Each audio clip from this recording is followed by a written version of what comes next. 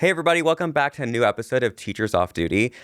Given what has happened in Virginia with the case of a 6-year-old shooting their teacher, today's episode is going to be about school safety, so stay tuned. Thank you for tuning in to our episode of Teachers Off Duty. It's a little bit of a different vibe. It's kind of more somber than our usual comedy and fun stuff, but it's an important topic that we were talking about. So today we are discussing what's been in the news, the Rich Neck Elementary School shooting in Virginia. So we're going to give the facts, and then we are going to discuss this. So here's what happened to our understanding. A first grade teacher, Abby Zwerner, was shot by her 6-year-old student during a lesson. The 6-year-old took his mother's gun, which was purchased legally. Allegedly, Zwerner had notified the school about her concerns over the student. I had posted a video about this, as did, all of us posted something about it, and some of colleagues at the school had reached out. They don't want to be named, but they had said that the student had been a concern. PBS News reports, according to the superintendent, George Parker, administrators at the school learned the student had a weapon in his possession before the shooting, but did not find the 9mm handgun when they searched his bag. NBC News reports it's unlikely that the 6-year-old will be charged, but his parents could be. With all of the bad, we do wanted to say that Abby's sister started a GoFundMe for her to help out financially, which is really heartening to see so many teachers donating when teachers, we already know, don't make a whole lot. So let's open this up. This is such a tough topic to even, where do you even begin with something so tragic like this? Right. Yeah, there's so much to unpack. There's a lot. Our hearts go out to Abby. Yeah. And with what happened, that's terrible. And you never want anybody to be in a situation like that. And we just want to talk about school safety, what can be done, what should be done. Yeah. Because teachers everywhere are frustrated. They're struggling. Yeah. Scared, worried. Yeah. Because this is nothing new, which is sad. Right. That's a harsh reality of education is it's not anything new. Right. I mean, it's just terrifying. I don't know about you guys, but I'm 28 years old. So we were just talking about this a little bit earlier, our first thoughts of what, school shootings we first remember experiencing or seeing on the news. And I personally remember when Sandy Hook happened in 2012 or 13? Around I think it was, maybe. So I had just graduated high school and was actually in my first semester of college to become a teacher, and that happened. And I seriously contemplated whether or not that was something I wanted to do, because you never think of it like that. As an educator, you don't think you're going to be put in a situation where you could potentially lose your life, or a student of yours could lose their lives. And that's horrifying. I was never taught in school, when I was going to school for education, how to take a bullet, right? That's not something you're taught in school, and it's something that is unfortunately very common and kind of a reality now. And when I initially heard the news, I thought, yeah.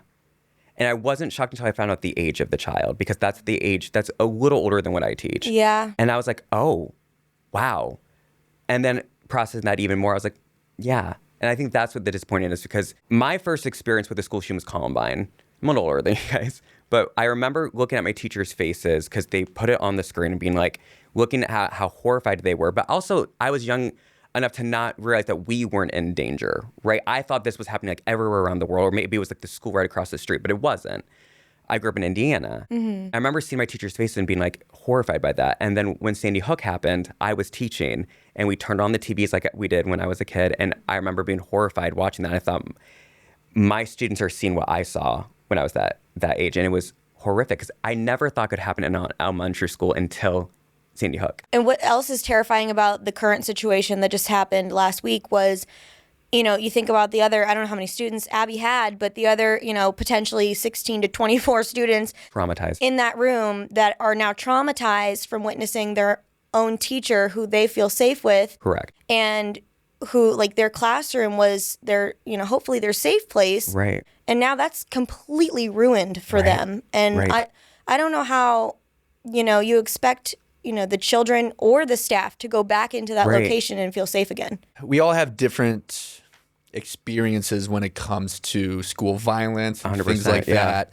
For me, I don't ever remember a time without school shootings Yeah. because I was born Yeah. in 1998. Yeah. I don't know a life that's different than that. And my father, who's been a lifelong educator, we were talking about it, and he said that when he first started teaching, that was unheard of. That was never a thought. And for me, I don't know a world without school shootings. I don't. And you almost become desensitized to it. Oh, yeah. And I actually just had this conversation with my coworkers, and I've been feeling this way for about a month. And I didn't know what it was, and I finally put it together. In my classroom at the school I teach at, I'm kind of tucked behind a corner, and I can't see out into the hallway. yeah. And whenever Like your desk? yeah. Okay, Yeah. okay. Yeah. I can't see in the hallway. Gotcha. So whenever I'm in my room and I hear a bunch of loud noises going on, my fight or flight kicks on. 100%. Right. And I'm not the type of person to be super reactive. I'm not a very reactive person. I'm usually Yeah. really good at process the situation, keep You're a it cool. responder. Yeah. Yeah. I was thinking the last month, like, what is this? Like, I don't feel right when I hear these things. And I was like, oh my gosh, that's my fight or flight kicking on Yeah. because I'm always on alert in case there's something that's going to happen. And any loud noise, I think, okay, now's the time. Now it's Yeah. happening. And I know there's a lot of teachers that feel that way. And it's scary. It's not a fun feeling to have. The fact that you brought up like the sounds, okay? Because we all Yeah. think like, oh, well, I know what a gun sounds It's a like. locker shutting. It's Yeah, yeah. but that's exactly Yeah, it. yeah. You don't hear it when you're like when it's muffled by all the normal everyday sounds of a Right. school. I'm actually very proud of my school in the way that they've handled, our safety. I think that my superintendent and my principals, like all my administration, really does care about well, it's our comprehensive. well-being. You were talking about Oh, it's so in depth. Yeah. And apparently, I didn't even know this, but like, okay, so we like our past in service days that we've had, at least half of the day was dedicated to our safety like meetings, like planning and our safety plan, and like training for us.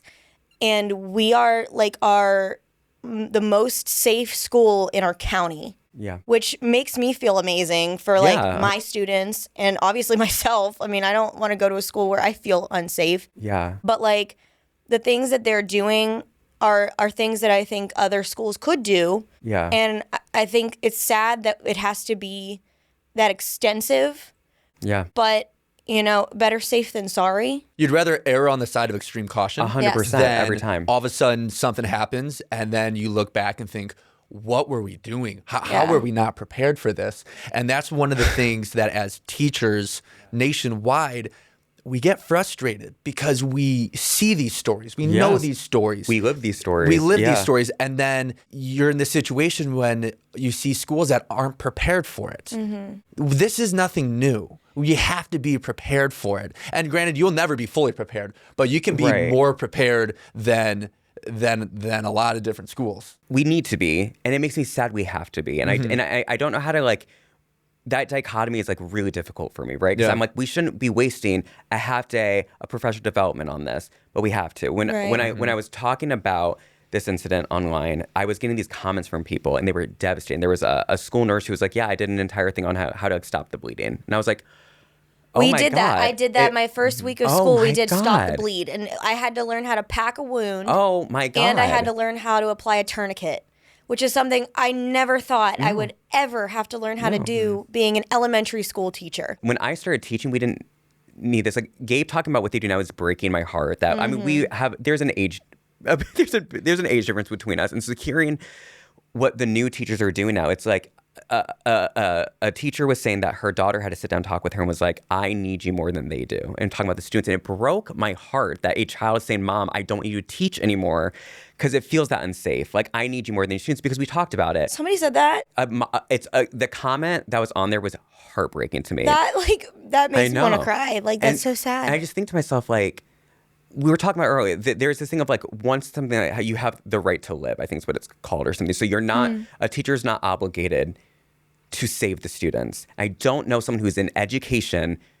You're in there because you love children. You love the kids. You Yeah. want to advocate for the kids. And I don't know of a single teacher who'd run out. I read a great report about Abby, and they said that when they looked at the security footage, she was the last one out of the room. She walked I them did all see down. that. She got the kids out of the room. Yeah, even the while police she was shot. Even the police were calling her a hero. That's incredible. Yeah. That's absolutely incredible for her to be able to get shot and then have the presence of mind to say, I got to keep these kids safe.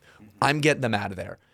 Yeah. She's a hero. I I mean, don't- that's incredible. From what I heard, she was shot, like she brought her hand up to like defend herself or like, as a reflex, and was shot like through her hand into her chest. So is that from correct? The reports that I've been reading, like news-wise, Yeah. it was she was trying to confiscate the gun, and it Oh, shot and- her okay. here and it went Into her So chest. she was able Okay. to get shot in the hand and chest, still take the gun, and make sure all the kids were walked to safety. Right. And then went into critical condition.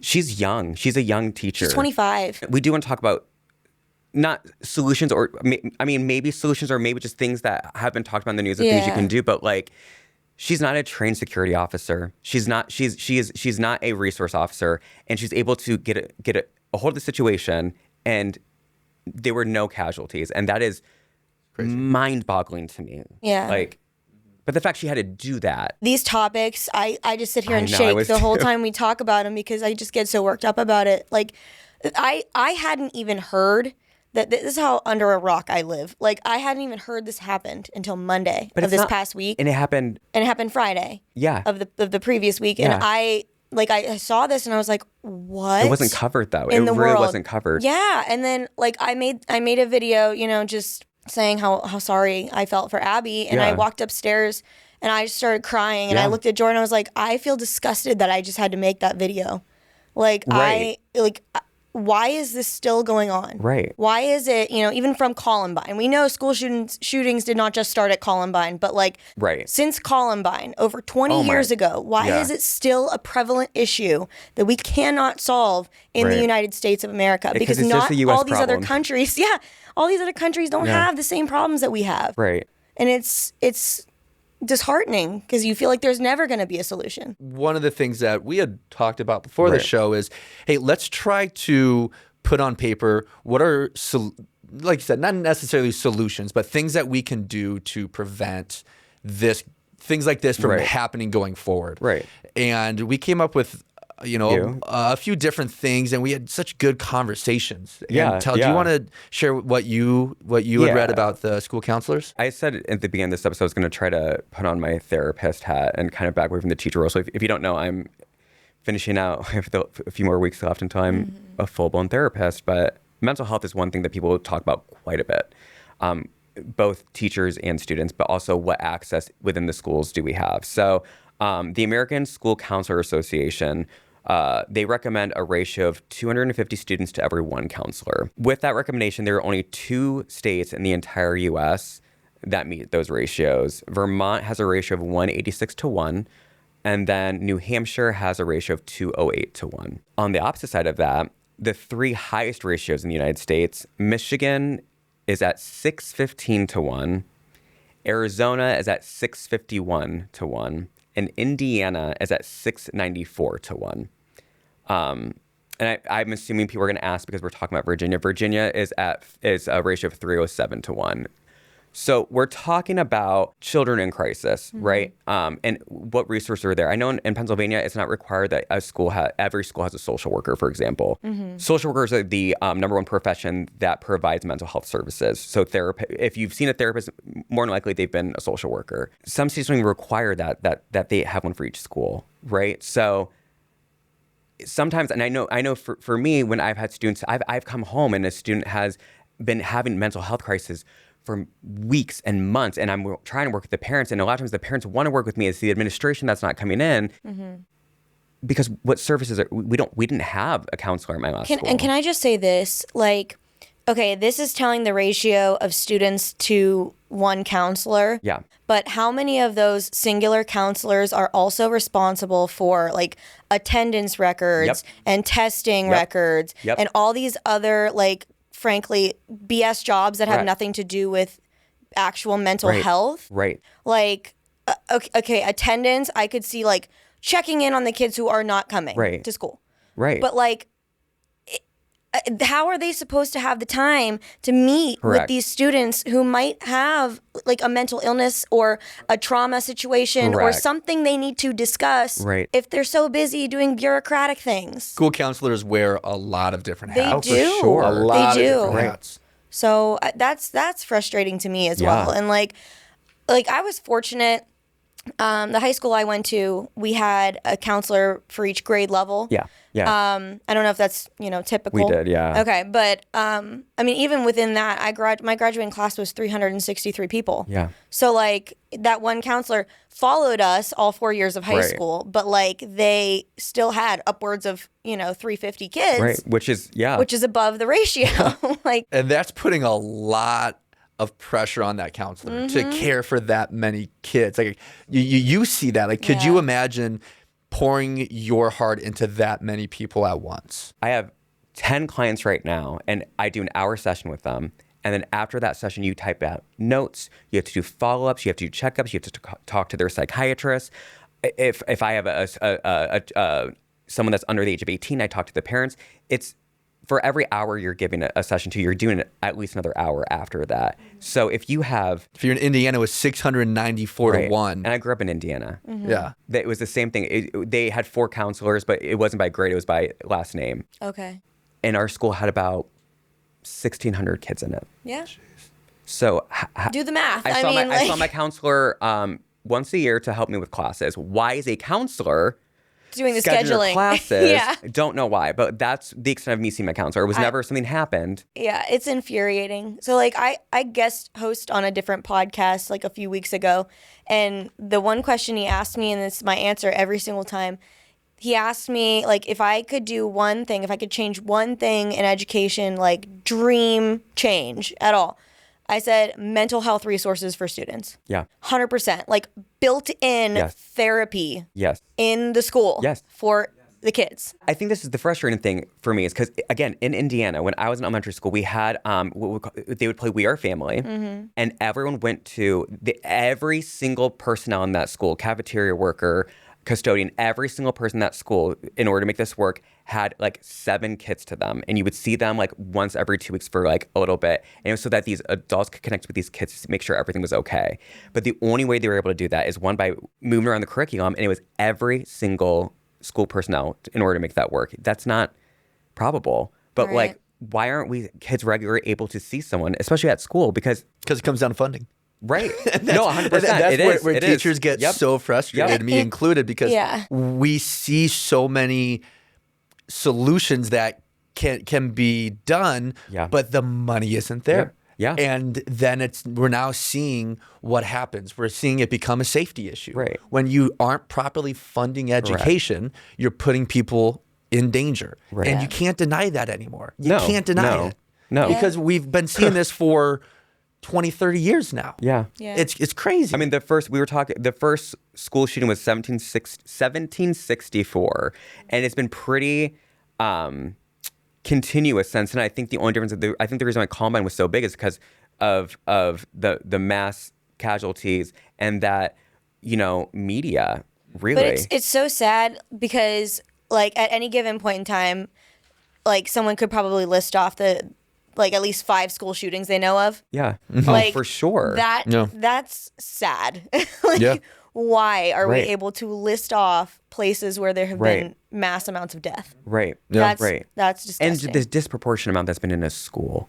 yeah. I think that's my thing. It's just like the one place that like you would think You it's like should off feel limits. safe. Yes.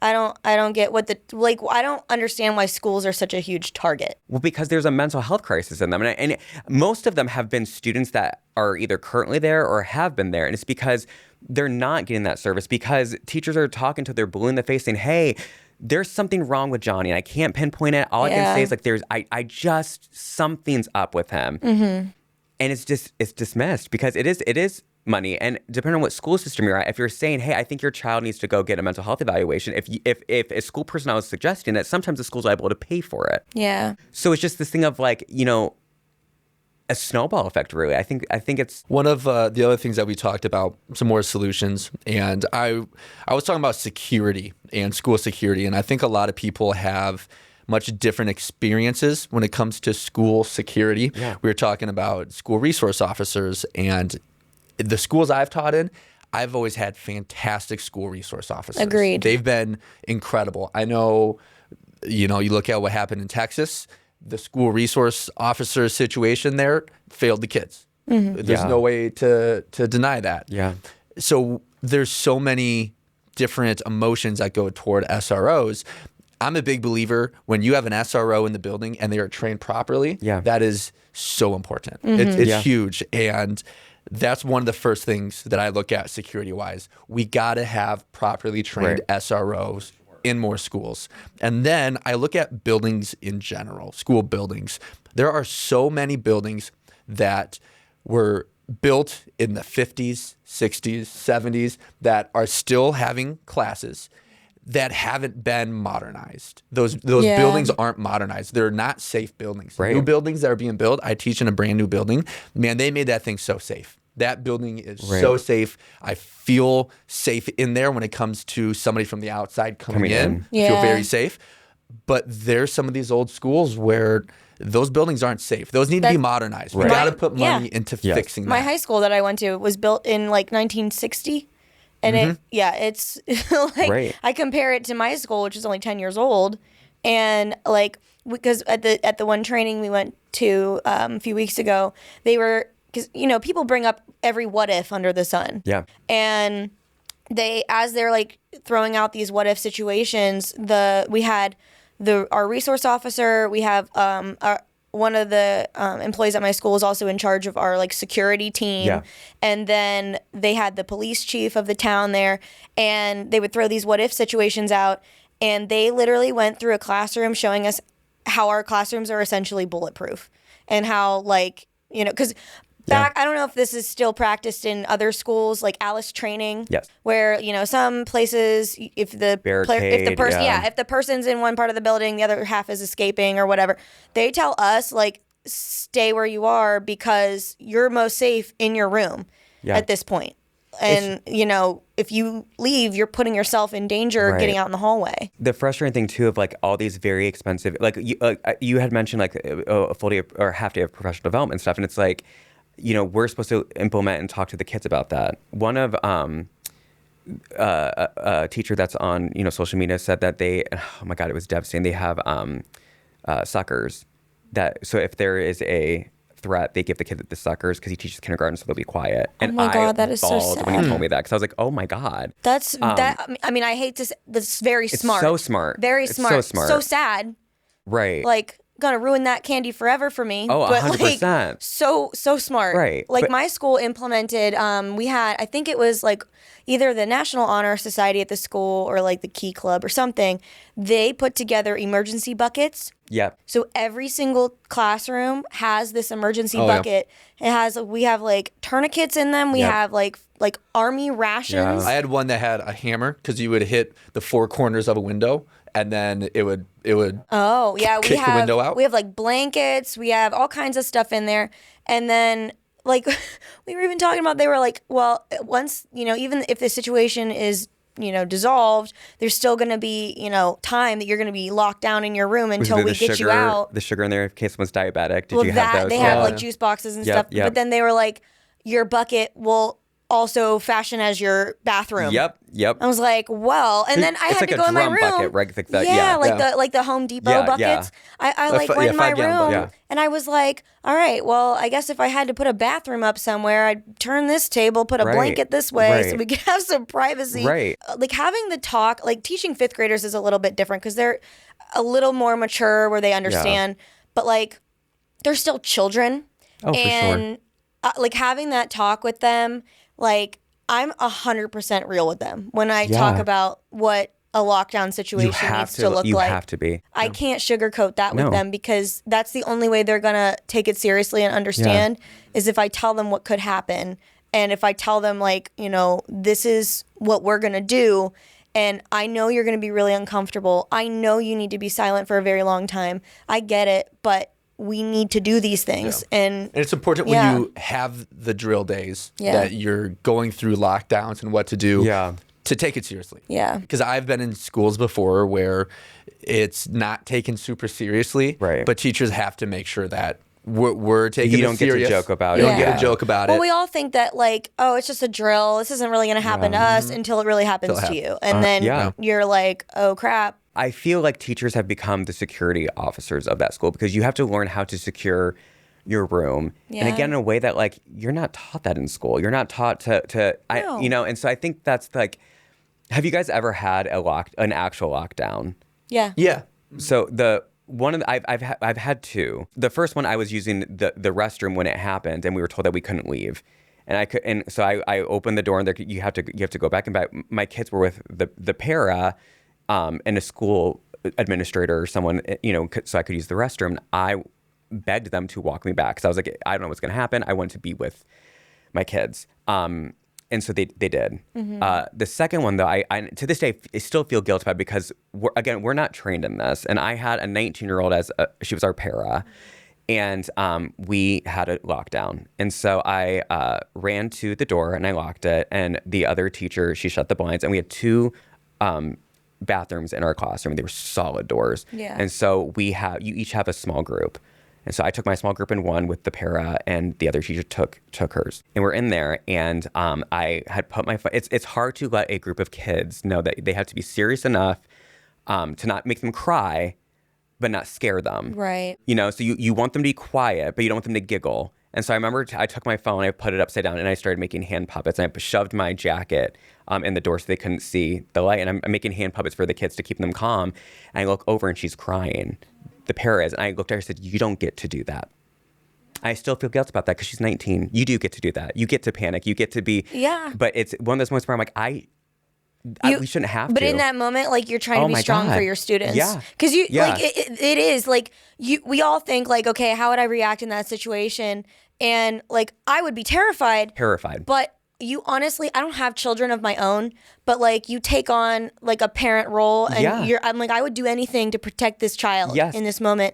And I don't care how scary a situation it Right. is. I need to put on a brave face and make sure that kid goes Right. home to their parent that night. And I don't blame if a teacher ran out. I get it. If you have your own kids at home, I can't. Right. I could not look at a parent and be like, I want to get home to my dog.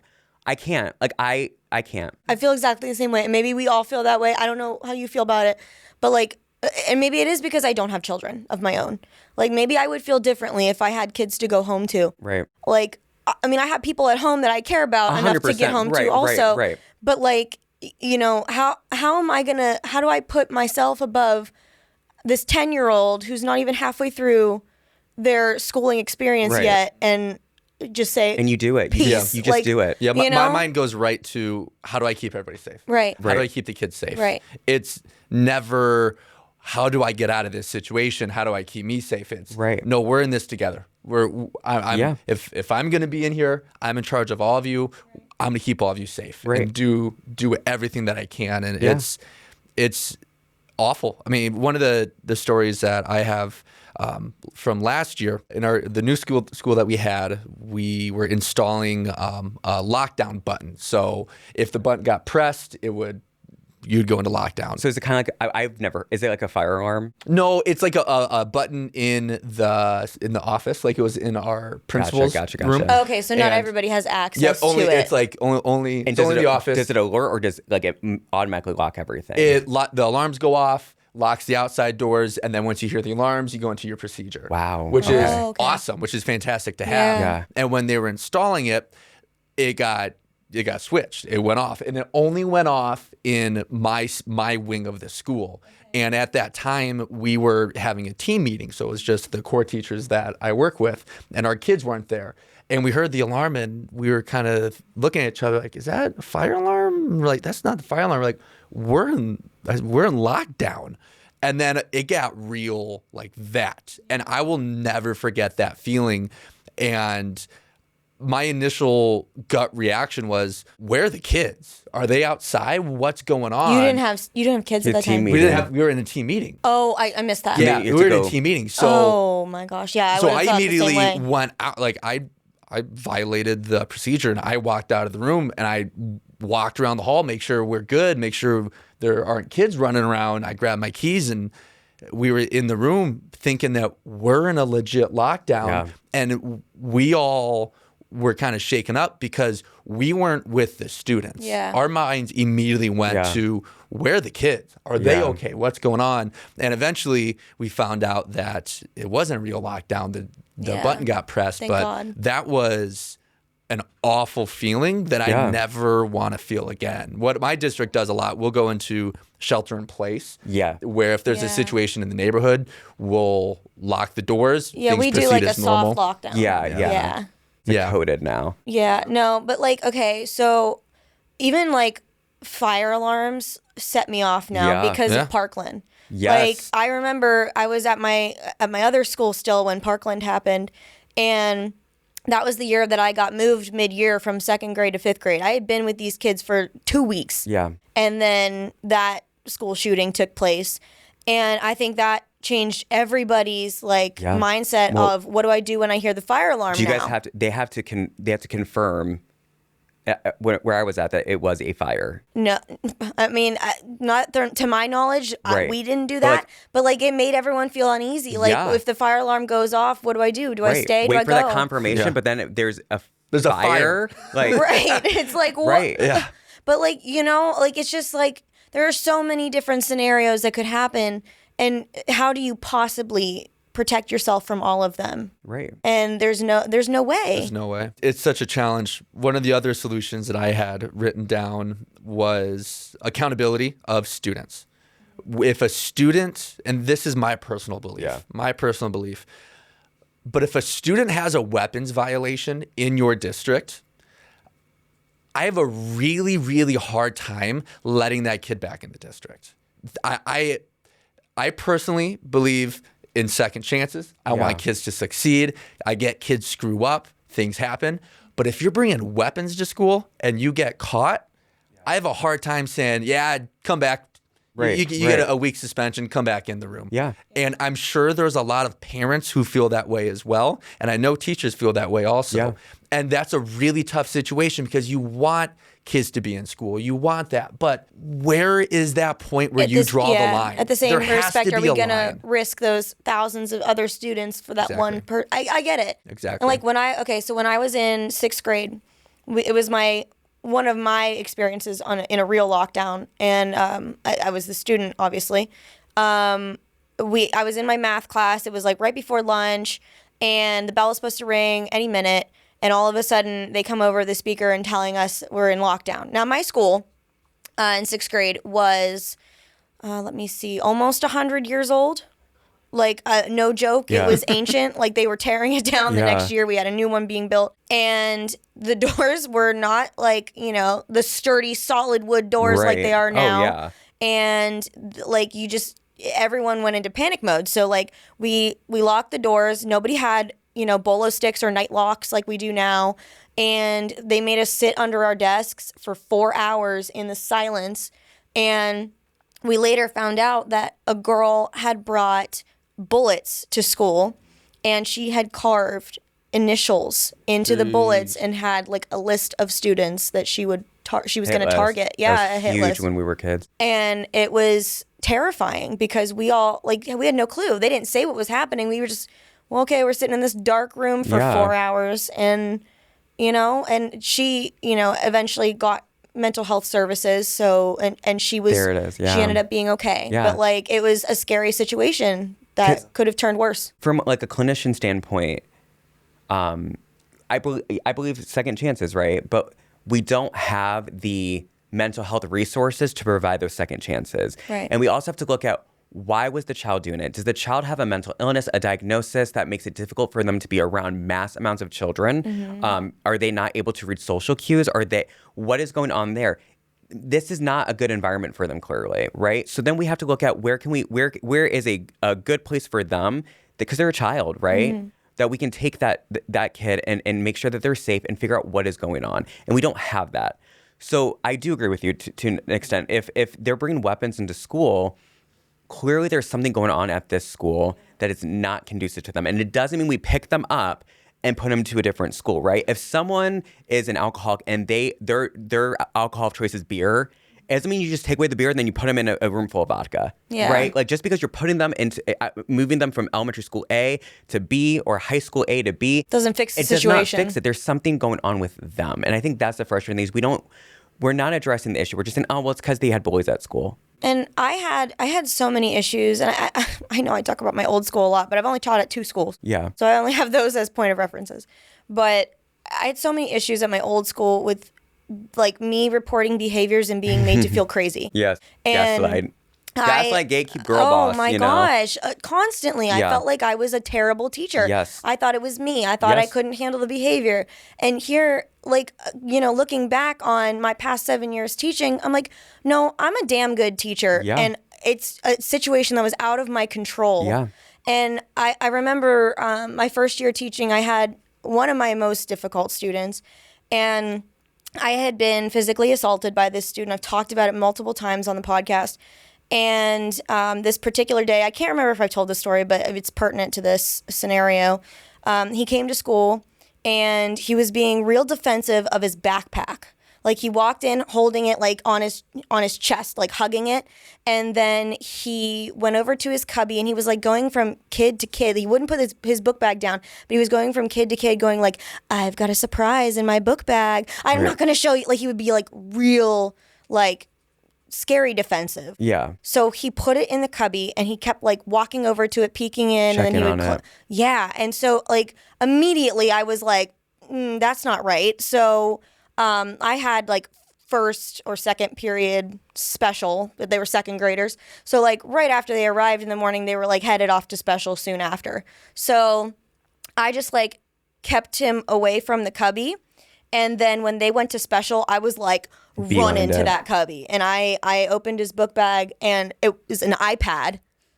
But like, where did my mind go? Exactly. Yeah. Right. Right? Where Right. did my mind go? And for good reason. Right. But that's the reality we live in, is that teachers, we go to school every day just wishing to teach kids stuff. Right. And instead we have to In the back play of our mind. FBI agent in the Yes. back of our minds. And like, honestly, I don't know that my anxiety could take that for 30 years. Oh gosh. Like, I really don't. And Right.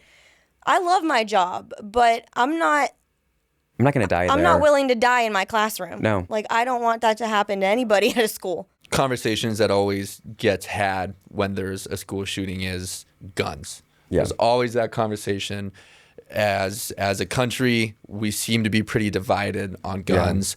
For me, I live in South Dakota, and in South Dakota, our relationship with guns, I would say, is very different than a lot of parts of the country. Correct. We're a very pro-gun state, and rarely do we have any gun violence. Right. Very rarely do we. And like for me, I own a couple guns. I believe that if you want to own a gun. But you gotta be smart with your weapons. You gotta have them stored properly. Yeah. In this situation with the student that shot Abby, the gun was owned by the mother. Yes. Somehow this 6-year-old had a gun in the house that was just, from my perspective, probably just floating around. That's what it feels like. Yeah. And he brought that gun Yeah, we don't to know. school. We don't know where the gun was, but it was accessible Well, to a enough for the 6-year-old. 6-year-old to get to it. If it was in a true gun safe, Which isn't. which is tough to get into, I doubt a 6-year-old Right. could Right. get in there. And obviously, this is just speculation. Well, it is. We don't know where the gun was, but we do know Exactly. Virginia does not have a law on specifically where to store guns. And they also don't have a law of the age requirement of using one. So he did. He got his mom's gun, which the mom obtained legally. But within the investigation, we hit the points was that it was intentional, wasn't an accident, Right. and he knew how to use it. So like we were talking before, that's not a small gun, No. and he was able to get access and use it properly. So had there been a law where, again, I don't know my perspective. I know that I have mental illness, so I should not and will not own a gun. When I was younger, we went to shooting ranges, every weekend with my dad, and I begged 6th grade, I got a BB gun. But as an adult, I know I shouldn't. And I've had loved ones pass away from gun violence, and I know it's not for me. And I'm not saying this mom shouldn't have had it, but why wasn't it in a secure space where a child couldn't have access to Exactly. it? Right. Exactly. And as parents that are listening to this, even if you think that your son or daughter would never be capable of this, never be capable, they would never do something like this, you still got to keep your guns safe. Oh my because gosh, yeah. you never know what's going to happen. Right. Yeah. If you're a gun owner, you got to have your guns locked up in a safe spot. Away from your kids. Away from the kids, because We know kids situation like this happens. Kids are MacGyvers. Like they Yeah. know Right, how to right. get into the most random Right. of places. And Yeah. it's not. It doesn't have to be malicious, right? Maybe they're doing a project for school and they needed a prop gun and they didn't think it was loaded, or what. You know what? It's not always like. In this case, it was malicious, but there's been times that a kid's died and been shot because like two friends were playing with it and they were super young and they didn't know how to use it. And Yeah. I think that's it's just, it's like, oh yeah, no, teach kids gun safety. But then it's also like, okay, but then also like a 6-year-old know how to use it, but a 6-year-old does not have, we talk about, what is the age that they can start using this? But if the cognitive development is not there, it's not age appropriate for them to know the item I have is terminal and you can't bring them back sometimes. Yeah. The first time I ever like shot a gun was like literally a couple years ago. My father-in-law is a gun owner, and he took me and Jordan, my husband, to our local like gun and rifle club or whatever to clay shoot. And like I had to obviously go through training to even be able Right. to handle the gun. And the first thing the guy said to me was, he said, "What is a gun's number one purpose?" And he's like, "To kill." Yep. Like that is the only purpose Right. for a gun. And as an adult, that's jarring, but to a kid, they don't always They don't get have it. the mental capacity Correct. to understand that yet. You know what I mean? So I don't. Right. I kind of agree. I don't know. I think I personally then- feel like there should be an age limit where Yeah. you could learn how to use a gun, but I don't think 6 years old is it. When kids don't even understand that, like it's like recommend that when a child's loved one dies, you take them to the funeral so they can see the body, so they know they're not just sleeping. Yeah, they're not So going to it's- come back. Right. And so like,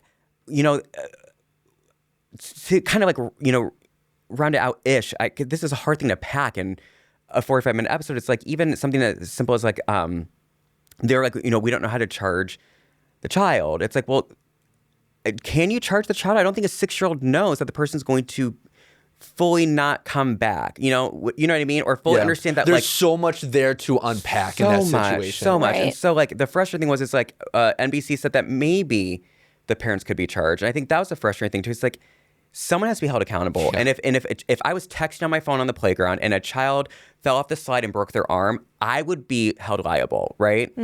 Like it's legal, I'd be held liable. So why are we debating whether the parents should be? I love that point. You made that before we came Yeah. out here. I'm like, yeah, that's a really, really Right. good point. Right. Teachers, one of the things that you can do to help protect yourself is constant documentation. I know it's annoying. Yeah. It is. Because we have to document so many things. But if you're going to Document. document anything, document situations where kids are misbehaving, when you feel unsafe. You're Because reporting if, things Yep, to if you admin. have that track record, Yes. you got the receipts. If it's not- that's what's going to protect you. If it's not sitting with you right, it's probably not sitting with you right for a reason. So you might think it's silly. Do it. Also, I've in Pennsylvania, I had a teacher friend who said that any kind of CPS, what we call Child Protective Services call, goes through the principal. Absolutely not. I think in every state this is a requirement. If you feel it, you call. Do not rely on the administrator to do it, a director to do it. You make that phone call. Yeah. Because it might not get documented, and it's important. If as silly as it feels, do it. Document it. And before we sign off, I want to say thank you to all of the schools, the administrators in schools, SROs in schools, teachers in schools who make safety a priority. Yes. Thank you guys so much. That is so important. And we're starting to see, I think, the shift in a lot of schools where they're saying enough is enough. Yeah. We got to be properly trained. We got to Yeah. make sure this building is as secure as we possibly can. Are we where we need to be? Absolutely not. Right. We're not even close. But it's having these types of conversations that is going to keep pushing us and try to get us closer to where schools need to be safety-wise. And in that regard, I think even sometimes it goes above their heads, and we need to look directly at, our government representatives that are in charge of forming these laws 100%. and in charge of funding our schools and things like that, and making safety a priority by allocating the funding to do that. So I'd like to say that as well. And then one other note I'd like to say, once again, our hearts go out to Abby and the students in her class and that school community in general.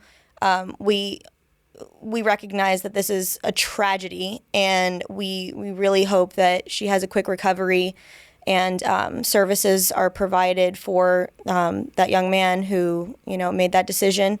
And if you have it in you, please go check out her sister's GoFundMe for Abby, so that she can spend some time to, recover in peace. Well, we hope you guys all stay safe out there, and we love all of you. Please take care of each other, and we will see you guys next time. Bye.